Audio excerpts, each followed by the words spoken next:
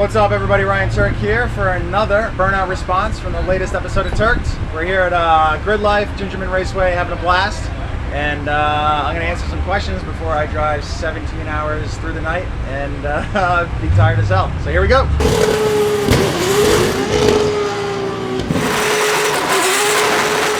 All right, first question from Josh T Squared. Thomas. What is the hardest part about putting a 2JZ into an FRS? Can you keep power steering and AC? Love this series. I'll be cheering you on in the series of FD. Appreciate it, dude. I don't think AC would be that much of an issue. The swap is pretty easy as long as you get mount kit for the car. It's not that hard to put in and get it bolted up, and then everything else becomes a lot more of a headache after that. But there's plenty of room up front to run the AC.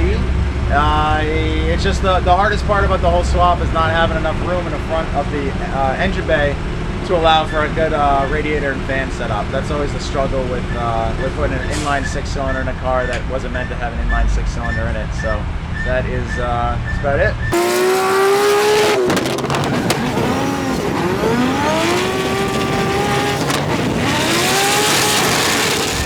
DJ Exit 17S, what do you use to not fog up your glasses when your visor is down? Lucky enough, I don't have to run a visor, and I don't run a visor. So whenever I'm moving, you know, obviously the air is keeping my glasses from fogging up. But in the rain, and it gets gnarly out, I still don't run a visor. Sometimes it does get fogged up, and I just use the Rain X non-fog stuff that you put on a windshield. That stuff works phenomenal for you know, any kind of glass surface, especially regular reading glasses.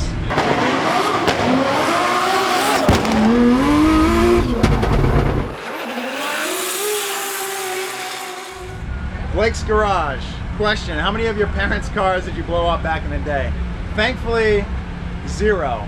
But my dad blew up his truck one time. It was an older Chevy diesel, and that was probably because of the way me and my brothers drove it. My dad just happened to be the one driving it at the time that it totally melted the entire engine down. Now, regardless of that, me and my brother weren't the best drivers, and my dad's pickup truck was an extended cab with like an 8-foot bed, old Chevy, and it was total hell for us to drive around, and definitely smashed the body up. He had to replace the bed in it like once or twice. I turned into a tree one time and just put a massive dent in it, so I definitely gave him hell, regardless of not blowing any engines up.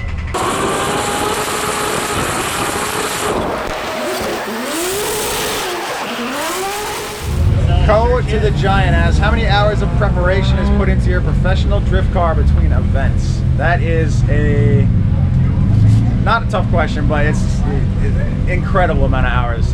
Thankfully, I have Nameless Performance and my crew chief John and the other tech Nick Byatt who crew the car. They do a phenomenal job in making sure that thing's up to snuff and working well and showing up to the line every time it needs to. So the amount of hours they have invested into that car is I don't know, it's beyond. I don't even know. Between events, it's got to be at least 10 to 20 hours. Depending on what needs to be done. If there's a massive upgrade that needs to be done, or just normal routine maintenance of just changing oil, nut and bolt check, that all takes about 4 hours or so, just to kind of make sure that, you know, if there's nothing wrong and you just have to do a smooth prep, then I'd say about 4 hours is plenty of time.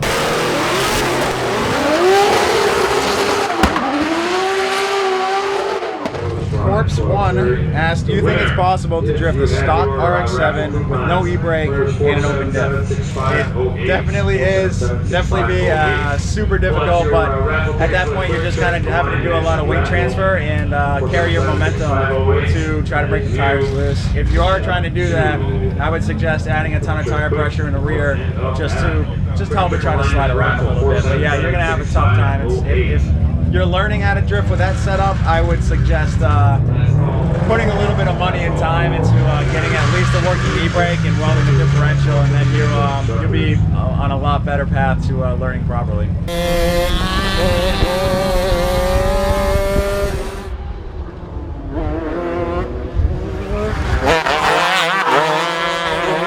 Dustin Garza asked, are you guys coming out to Gridlife Midwest this weekend? Well, it just so happens I am already here at Gridlife Midwest. This is day 3.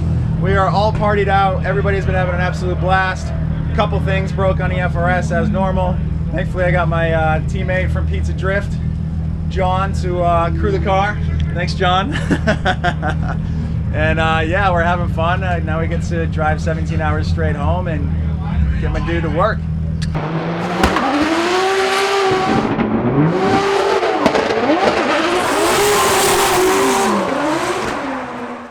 That is it for this week's Burnout Response. Thank you everybody for watching the Tuerck'd episodes. Keep leaving your comments below and I will try to answer as many as possible each and every other week. Stay tuned next week, next Tuesday, for the new episode of Tuerck'd, dropping on Network A.